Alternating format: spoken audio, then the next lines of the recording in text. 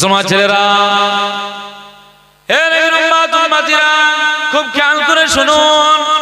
আরবের জমিনে ওকাজের মেলা হতো, ওকাজের মেলা হতো, ওকাজের মেলা হতো। সেই ওকাজের মেলাতে এমন ধরনের বৈচিত্র্য জিনিস সেখানে থাকতো। মদ চলতো, জুয়া চলতো, নারী বেশ্যা বেহায়া চলতো। আর সে জায়গায় মক্কা আরবের মানুষগুলো সব আনন্দ করত, খুশি করত, আনন্দ করত। আমার আল্লাহ পাকের অর্ডার, না না না, আমার হাবিব আপনি চলে যান, মেলাকে বন্ধ করুন। রাসূলুল্লাহ সাল্লাল্লাহু আলাইহি ওয়াসাল্লাম নিজের জীবনকে বাজি রেখে দিয়ে, নিজের জীবনকে বাজি রেখে দিয়ে সংগ্রাম করেছেন মক্কার জমিনের সেই ওকাজের মেলাটা বন্ধ করে দেওয়ার জন্য।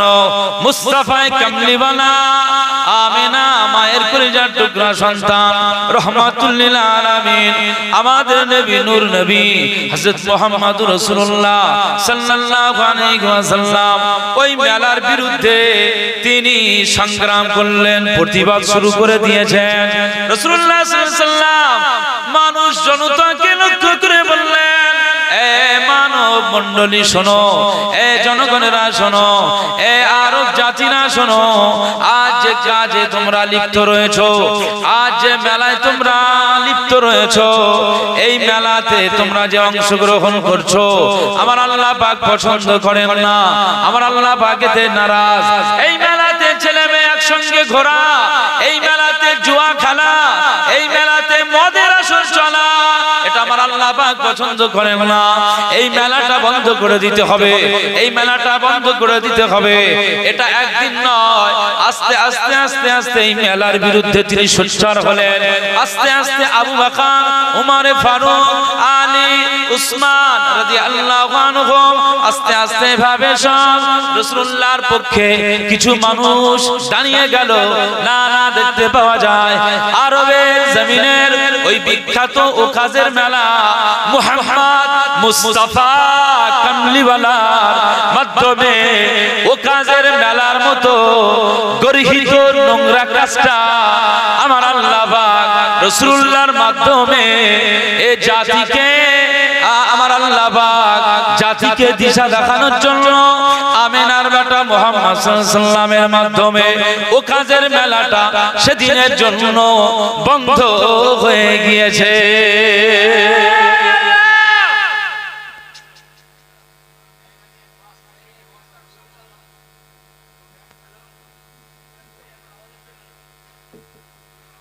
গেনটা একটু কমিয়ে দাও, মনে হচ্ছে গেনটা সমস্যা হচ্ছে,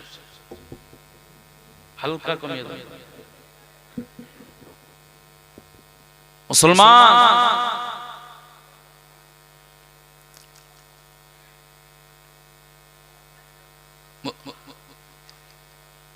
আল্লাহ পাক আমাদের জাতিকে, মানব জাতিকে শ্রেষ্ঠ জাতি হিসাবে আমার আল্লাহ দান করেছে। আফসোস, এই সিস্টেমটা কেন? হ্যাঁ,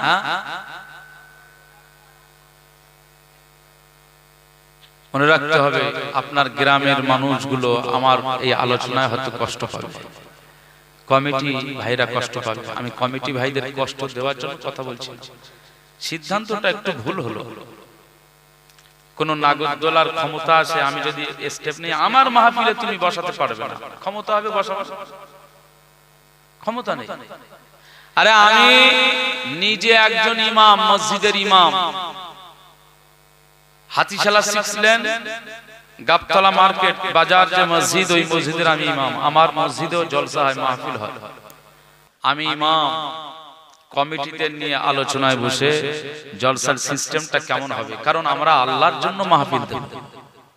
হ্যাঁ, আল্লাহর জন্য মাহফিল, আর অন্য কিছু ব্যাপার নয়। তুমি যদি মনে করো নাগরদোলা বসাবো, এই জলসা পার হয়ে যাবে, তারপর দিন তুমি এসে লাগাও, একদিন কেন, তুমি সারা বছর ধরে ওখানে লাগাও, আমার কোনো আপত্তি নেই। কিন্তু জলসার দিনকে কেন্দ্র করে লাগালো মানে সেখানে জলসার থেকে ভিড় সেখানে বেশি হবে, আর এই মাহফিলের গুরুত্বটা কমে যাবে। আর আমার আল্লাহর দরবারে আমরা ধরা খেয়ে যাব। আল্লাহর দরবারে পাকড়াও হয়ে যাওয়া মানে আমার জীবনটা, লাইফটাই বরবাদ হয়ে যাবে। মুসলমান ছেলেরা, খুব খেয়াল করে শুনুন, আমার আল্লাহ পাক কুরআনুল কারীমের একটি আয়াতে কারিমাতে তিনি বলেছেন, ওয়া তাআওয়ানু আলাল বিররি ওয়াত তাকওয়া, তোমরা ভালো কাজে সহযোগিতা করো, তোমরা ভালো কাজে সাপোর্ট করো, ভালো কাজে তোমরা যুক্ত হয়ে যাও, ভালো কাজে তোমরা অংশগ্রহণ করে নাও। মুসলমান ছেলেরা, আমার আল্লাহ পাক এই জায়গায় বলে দিয়েছেন, পরের বাক্যে তিনি এই কথাটা বলেছেন, লা তাআওয়ানু আলাল ইসমি ওয়াল উদওয়ান, পৃথিবীতে যত নোংরা কাজ রয়েছে, যত খারাপ কাজ রয়েছে, যত মন্দ কাজ রয়েছে, যে কাজের দ্বারা আমি আল্লাহ নারাজ হয়ে যাই, আমি আল্লাহ খুশি হই না, আমি আল্লাহ বেজার হয়ে যাই, এই কাজে তোমরা যুক্ত হবে না, সাপোর্ট করবে না। লা তাআওয়ানু আলাল ইসমি ওয়াল উদওয়ান, এই গুনাহের কাজে তোমরা যুক্ত হবে না, অংশগ্রহণ করবে না। আমি আল্লাহ পাক জানিয়ে দিলাম পৃথিবীর জমিনে, এ মানুষ জাতি, আমি আল্লাহ পাক জানিয়ে দিলাম, আমাকে ভয় করো, আমাকে ভয় করো, ওয়াত্তাকুল্লাহ, আমার আল্লাহ বলেছেন আমাকে ভয় করো, আমি আল্লাহ, আমাকে ভয় করো। ইন্নাল্লাহ, আল্লাহ পাক বলেন, ইন্না আযাবি লাশাদীদ, আমি আল্লাহকে যদি ভয় না করো, আমি আল্লাহর যদি ভয় না করে তোমার মতো তুমি চলো, তোমার মতো নাগরদোলায় চড়ো, তোমার মতো যদি তুমি মদের আসরে বসে যাও, জুয়ার আসরে বসে যাও, সুদ খাও, লটারির টিকিট কাটো, বন্ধনে যুক্ত হয়ে যাও, আমি আল্লাহ পাক জানিয়ে দিলাম, এটা যদি তোমার মতো করে চলো, আমি আল্লাহ জানিয়ে দিলাম, আমার নাম একটা হয়েছে রহমান, অপরটি নাম রয়েছে রহিম। ঠিক অপর আমার যেমন দয়ার কথা বললাম, ঠিক এমন ভাবে অপর দিকে তুমি চেয়ে দেখো, ইন্না আযাবি লাশাদীদ, আমার আযাব বড় কঠিন, আমার আযাব বড় শক্ত।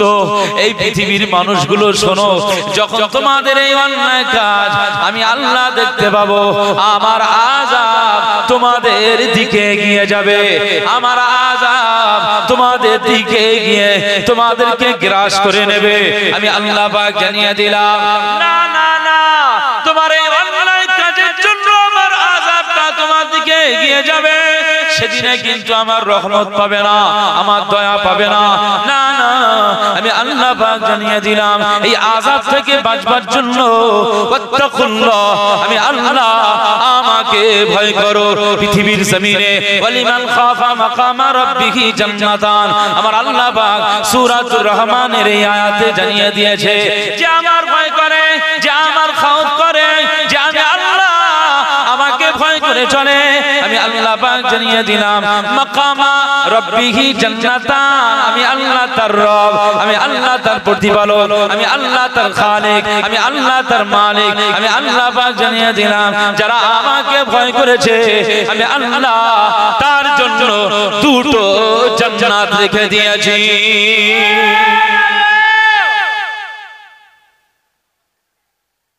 আল্লাহ পাক বলছেন যে আমার আযাব বড় কঠিন, আত্তাকুল্লাহ, তোমরা আমাকে ভয় করো।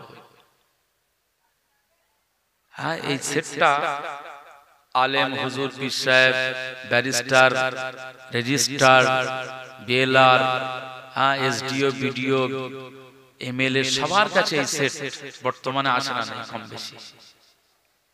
আপনাদের বয়স্ক যারা, তারা ছাড়া কম বেশি এই সেট ইউজ করছে সবাই তো নাকি?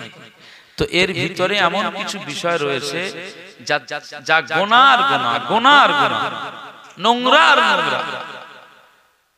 আমি রাত 2টার সময় যদি আমি বাড়িতে মাহফিল করে গিয়ে যদি এই অনলাইনটা খুলে যদি আমি আমার মতো করে দেখি সেই সমস্ত বিষয়গুলো, পৃথিবীর কোনো মানুষ জানতে পারবে না। আমি এই ওয়াজ করে গিয়ে আমি যদি দেখি, পৃথিবীর কোনো মানুষ জানতে পারবে? আমার পাশে বিবি ঘুমাচ্ছে, বিবিও, আমার স্ত্রীও জানতে পারবে। আমার বিবির পাশে বাচ্চাটা মাঝখানে ঘুমাচ্ছে, সেও জানতে পারবে। কিন্তু ওই 2টোর সময়, রাত 2:30টার সময় আমার যে এই যে দৃশ্যটা দেখছেন কে? জোরে বলেন, দেখছেন কে? এই জন্য আল্লাহ বলছেন ওয়াত্তাকুল্লাহ, আল্লাহকে ভয় করলে সব ভালো হয়ে যাবে। পাগলা, বদমাইশি, চোর, চিটিংবাজ, ধাপ্পাবাজ, মদখোর, জুয়াখোর, জেনাখোর, যদি কেউ আল্লাহকে ভয় করে সব ভালো হয়ে যাবে। এইজন্য আল্লাহ বলছে আমাকে ভয় করে। আমাদের ভয়গুলো গেল কোথায়? মুসলমান, রাসূলুল্লাহ সাল্লাল্লাহু আলাইহি ওয়াসাল্লাম ওকাজের মেলা বন্ধ করার জন্য তিনি সংগ্রাম চালিয়েছেন। সবাই কি রাসূলুল্লাহ সাপোর্ট করেছে? হ্যাঁ, সাপোর্ট সবাই করেন। রাসূলুল্লাহর সাথে কিছু মানুষ, গুটি কতক মানুষ, আবু বকর সিদ্দিক হুজুরের মতো মানুষ, উমারে ফারুক হুজুরের মতো মানুষ যুক্ত হয়েছে। আস্তে আস্তে আস্তে আস্তে আরবের সেই কুসংস্কার আস্তে আস্তে বন্ধ করে দিতে রাসূলুল্লাহ সক্ষম হয়েছে। আজ সেই আরব সাম্রাজ্যটা আমার রাসূলুল্লাহর মাধ্যম দিয়ে সোনালী সাম্রাজ্য গড়ে উঠেছে। একবার জোরে বলুন সুবহানাল্লাহ। তখন মানুষ মেয়ে সন্তান জন্মালে আজও কিছু মানুষ মন খারাপ করে না করে? আর তখন বাচ্চা মেয়ে জন্মালে মেয়ে জন্মানোটা হচ্ছে বড় পাপের কাজ। সমাজের বুকে মুখ দেখানো যাবে না। মেয়ে হয়েছে এই যেন একটা জঘন্য ব্যাপার। এই টাটকা মেয়েকে জীবন্ত কবর খুঁড়ে তাকে দাফন করে দিত। কত পাপিষ্ট মানুষ তখন ছিল চিন্তা করে, কত কঠোর প্রকৃতির মানুষ ছিল চিন্তা করে। সেই জিনিসকে উৎখাত করেছে রাসূলুল্লাহ সাল্লাল্লাহু আলাইহি ওয়াসাল্লাম। আমাদের কাছে সুন্দর একটি ইসলাম উপহার দিয়েছে। আর সেই ইসলামকে যদি আবার আমরা কালিমা লিপ্ত করি, আবার যদি নোংরা করি, আবার যদি মেলা লাগাই, আবার যদি আমরা সেই ইসলামকে কলুষিত করে দিই, আমাদের দ্বারা যদি ইসলাম কলুষিত হয়, কি করে আপনি হাসরের ময়দানে রাসূলুল্লাহর সামনে মুখ দেখাবেন? কথা বুঝতে পারছেন না? আল্লাহ পাক আমাদের বলবে না যে আমার হাবিব, এই যে দেখো সেই মহিষগঞ্জ গ্রামের আপনার উম্মত গুলো দেখেন, আল্লাহ পাক তিনি কত রহমানুর রহিম। সব উম্মতকে রাসূলুল্লাহকে দেখাবে। যারা ঈমানদার রাসূলুল্লাহ দেখে খুশি হয়ে যাবে। যারা আমার উম্মত ১৫০০ বছর পরে এরা আমাকে দেখতে পায়নি, আমার ইন্তেকালের পরে ১৫০০ বছর পরে এই সব উম্মত গুলো আমার নেতৃত্বটা মেনে নিয়ে, আমাকে নেতা হিসাবে মেনে নিয়ে সব আমার কথা মোতাবেক জীবন যাপন করেছে। রাসূলুল্লাহ মারহাবা মারহাবা বলে আমাদেরকে কাছে টেনে নেবে। একবার জোরে বলুন সুবহানাল্লাহ।